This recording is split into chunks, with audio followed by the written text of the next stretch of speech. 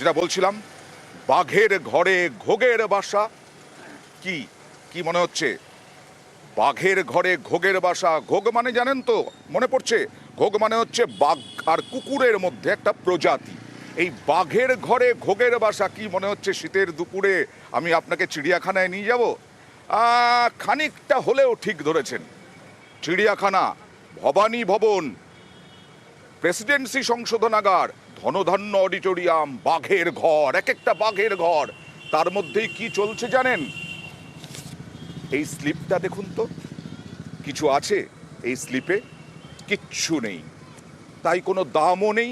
কিন্তু এই স্লিপ নিয়ে যখন আমি চলে যাব না একটা গাড়ির কাছে এবং গাড়িতে সাঁটাবো, তখন তার দাম হবে 100 টাকা। ভুল বলছি কি? দেখুন ছবি, দেখতে পাচ্ছেন? গাড়ির সামনে একটা স্টিকার লাগানো, তাতে এই স্টিকার লাগানো মানেই 100 টাকা। পার্কিং 100 টাকা। বিশ্বাস হচ্ছে না যে শুধুমাত্র হলুদ স্টিকারে 100 টাকা নিচ্ছে? কিছু বুঝিয়ে দিতে হবে। দেখুন না, যারা ওই অঞ্চলে 100 টাকা দিয়ে গাড়ি রাখেন, এরকম ভাবে সারি সারি গাড়ি রাখেন, তারা কি বলছেন দেখুন। পার্কিং করলেন? হ্যাঁ, ওই সামনে লোক আছে 100 টাকা নিয়ে একটা স্টিকার লাগিয়ে দিল, পার্কিং হয়ে গেল রাখিয়াতে। কি স্টিকার? একটা হলুদ স্টিকার প্রত্যেক কাজে দেখুন লাগানো আছে। সিআরজি লেখা ছিল? না না না, প্লেন স্টিকার একটা হলুদ একটা স্টিকার টাইপের, কাগজের ভেতরে আটা আছে, এবার যে মেরে দেওয়া আছে এটাই। এখানে কি পার্কিং করলেন? হ্যাঁ, পার্কিং করলাম। কিভাবে পার্কিং করলেন? ওখানে পার্কিং 100 টাকা করে দিতে হচ্ছে। তার বদলে কোনো কুপন দিয়েছে? না, কুপন দেয়নি। কি দিয়েছে? ওই একটা ওই কাগজ, ওতে কোনো নাম ফোন নম্বর কিছু লেখা আছে? কিছু লেখা নেই। কোথেকে আসছেন? আমি এসছি আপনার উস্তি থানা। কেন এসছেন? ওই চিড়িয়াখানাতে। তো আসার পর গাড়ি রাখলেন কি করে? ওই এখানে রাখলো, বলে 100 টাকা দিতে হবে। কারা? ওই যারা ওই ছেলে কটা আছে। কোনো রসিদ দিয়েছে? না, ওই একটা হলুদ স্লিপ মারা আছে ওই গাড়ির গায়ে। এতে কোনো ফোন নাম্বার নাম কিছু লেখা? না না না, এতে কিছু লেখাই নেই। ওই তো পেলেন, দেখুন না।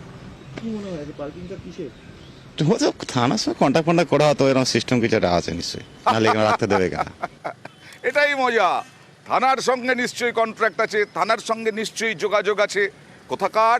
ভবানী ভবন, সিআইডির দফতর, ভবানী ভবন, রাজ্য পুলিশের বড় বড় কর্তারা বসেন। কোথায়? প্রেসিডেন্সি সংশোধনাগার। কোথায়? চিড়িয়াখানা, একেবারে বাঘ থাকে। কোথায়? ধনধান্য অডিটোরিয়াম। তার মধ্যেই চলছে এই সব। কথা বলবো প্রতিনিধি উজ্জ্বলের সঙ্গে। এই একটা হলুদ স্টিকার, এই একটা হলুদ স্টিকারে কিচ্ছু লেখা নেই, আমার কাছে আছে। সেই হলুদ স্টিকার গাড়িতে চিপকানো মানেই পার্কিং হয়ে গেল। কারা করছে? কারা কারা সাহস পাচ্ছে এইভাবে অবৈধ বেআইনি পার্কিং করতে ওই রকম জায়গায়? উজ্জ্বল,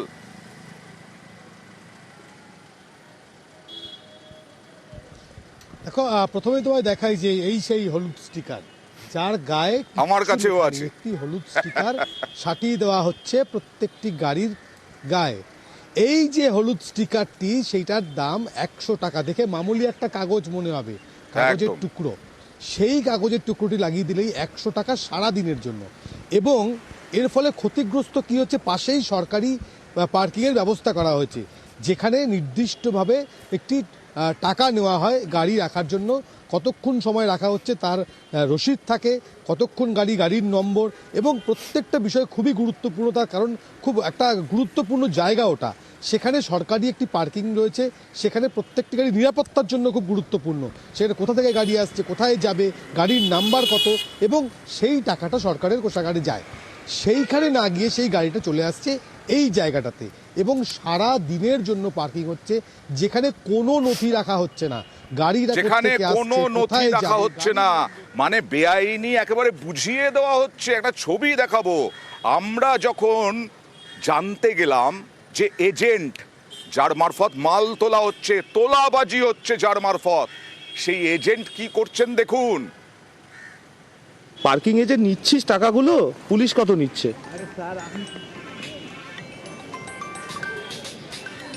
পার্কিং এ যে নিচ্ছিস টাকাগুলো, পুলিশ কত নিচ্ছে?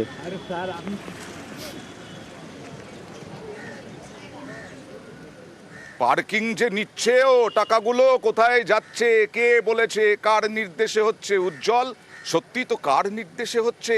এই মালটা কোথায় যাচ্ছে? 100 টাকা করে।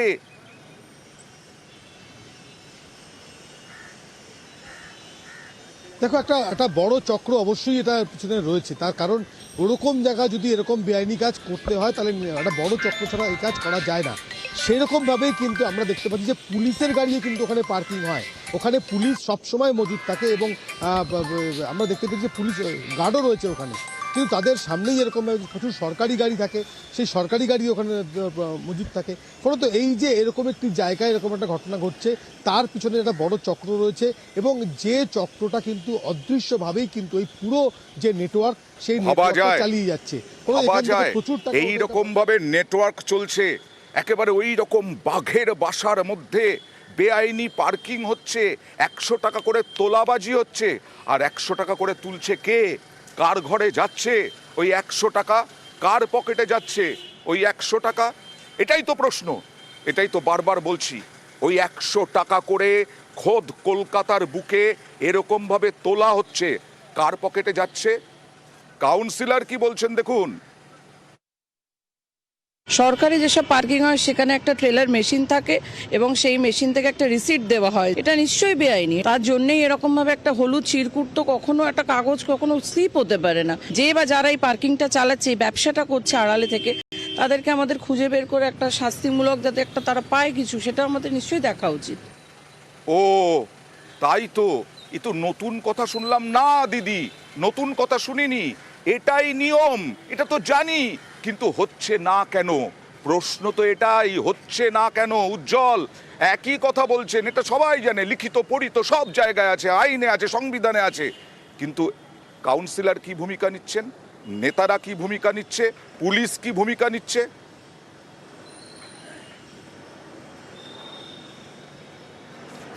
দেখো, কারণে কোনো কিন্তু কোনো ভূমিকা নেই। তার কারণ একটা বিষয় যে ওখানে দিনের পর দিন এই ঘটনা ঘটে চলেছে। আর টার্গেট করা হচ্ছে কাদেরকে?